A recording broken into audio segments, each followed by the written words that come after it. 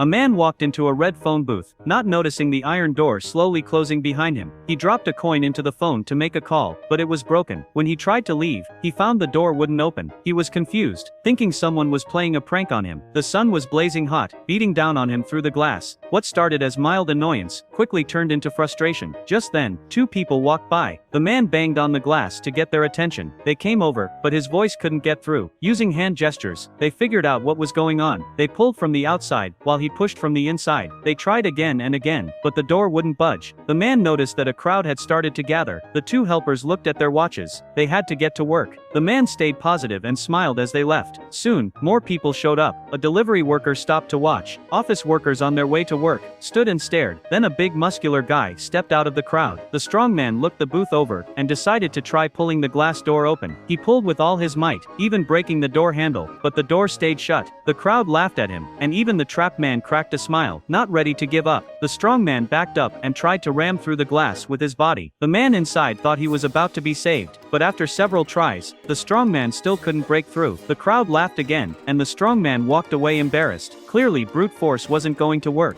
They needed someone with technical skills. An experienced repairman stepped forward to take a look. He searched the entire surface of the booth, but couldn't find a single screw. He found a small gap and tried to pry the door open with a screwdriver, but the gap was too narrow, and he couldn't get any leverage. He tried the gap at the top too, but that didn't work either. Out of options, he proved his skill by fixing the broken door handle from earlier. The man knew he had tried his best, and didn't blame him. By now the crowd had grown so large, that a little market had formed around the booth. A shoe shiner was making money. A vendor was selling balloons. Someone was even pickpocketing in the chaos, but no one could get him out. The man sat down in defeat. Then came the sound of a fire truck in the distance. Someone had called the fire department, and the man's spirits lifted. The firefighters assessed the situation, and walked around the booth. They quickly came up with a plan. They set up a ladder, ready to break the glass from above. The man worried that the broken glass might fall on his head. Just as they were about to swing, someone shouted for them to stop. The people behind this whole thing had arrived. They wore green uniforms, and claimed to be from the phone booth company. They said they were there to take the broken booth back for repairs. The man was confused. He was about to be saved. And now this, he tried to stop them, but his voice couldn't get through. In the end, he was taken away, still trapped inside the booth.